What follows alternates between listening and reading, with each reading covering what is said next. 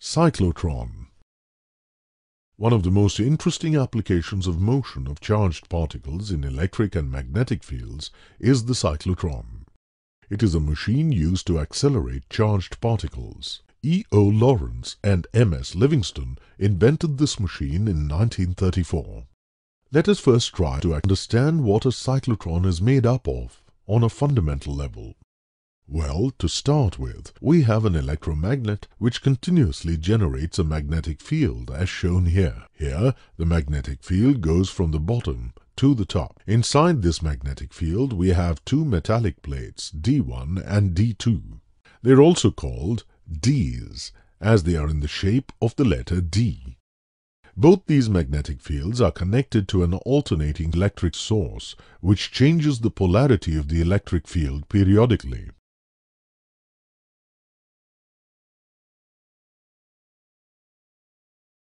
Now imagine a charged particle P, a proton for example, is at the center of this cyclotron. This proton will be attracted towards the negative plate, D2.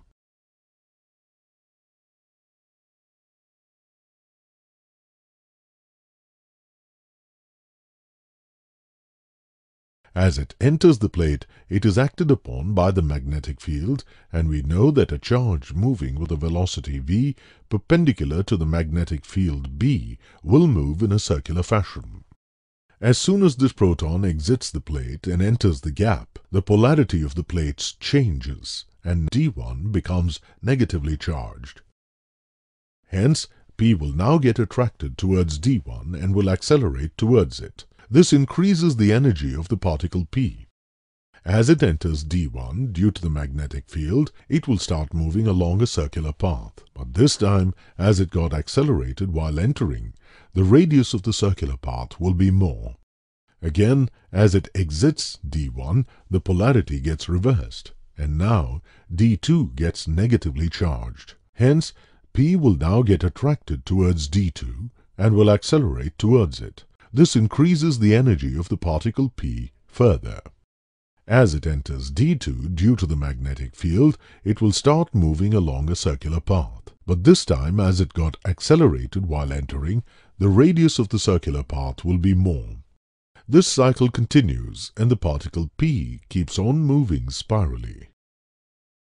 To maintain this spiral movement, the polarities of the Ds has to be reversed in a time interval t by 2. Where t is the period of revolution of the particle. T equals 1 by Vc, which equals 2 pi m divided by q times b, or Vc equals q times b divided by 2 pi m. This frequency Vc is also called cyclotron frequency. If we denote the applied voltage as Va, then the requirement is Va equals Vc. This condition is called the resonance condition. Once the particles are accelerated to the required speed, they are then deflected using a magnetic field.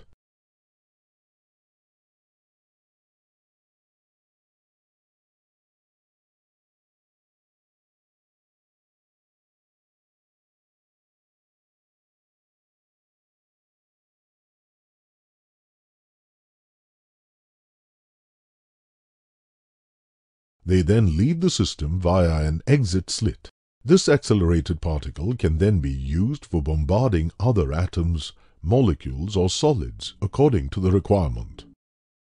We know that V equals Q into B into R by M. Here, R is the radius of trajectory of the particle at exit. This radius is equal to that of the D as well. The kinetic energy of the particle is half mv square, which equals Q square into B square into R square, divided by twice the mass. The important fact here is that the time for one revolution of the charged particle is independent of its speed or its radius of orbit. This was a schematic of a cyclotron. In reality, it appears as shown here.